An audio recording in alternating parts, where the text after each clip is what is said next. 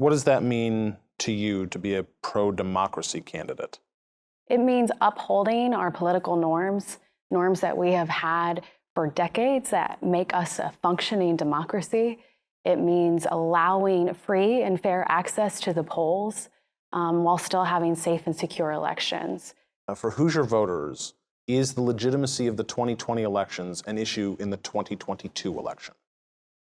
I believe that it is an issue, and I hear it out on the trail. I have questions from voters asking me if they think there is fraud in elections, and I remind them that there have been over 50 court cases that have litigated this issue and found that there was no concerted effort for fraud.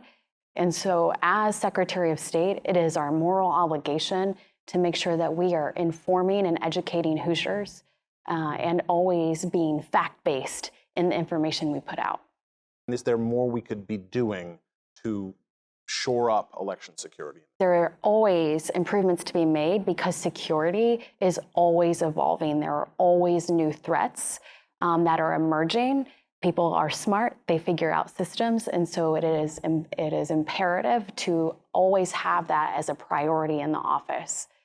Are there changes needed to Indiana's early voting process, and what should those changes be, if so?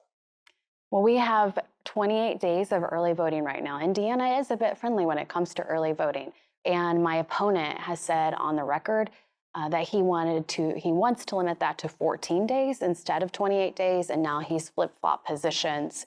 And I would say that is just to placate the moderate voter who he knows he needs come election day.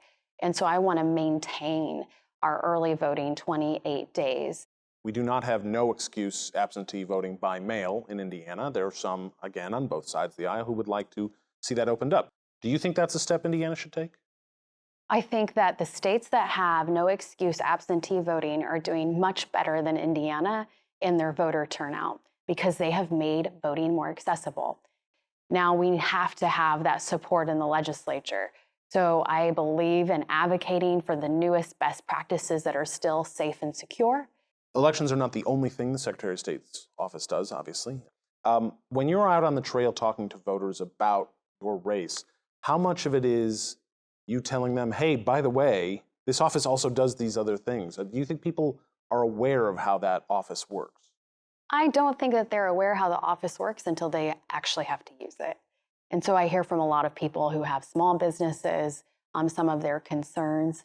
There are ways that we can help Hoosiers. You know, I've had conversations with the vendors who supply the technology that Hoosiers use, for example, with inbiz.com. That has not had a new rollout in a very long time. And so there are ways for the Secretary of State to implement new technology, to be innovative, and to best serve Hoosiers. How should Hoosiers, rather, expect you as a Democrat to be able to get things you want for Hoosiers from a Republican General Assembly? Right. Well, people, they ask me, if you're going to be a Democratic Secretary of State, how will you get business done with Republicans? And I tell them we were never supposed to be a one-party system. We are supposed to be a two-party system to hold each other accountable. And so that relationship is going to be twofold. It's going to be brokering relationships, bipartisan action.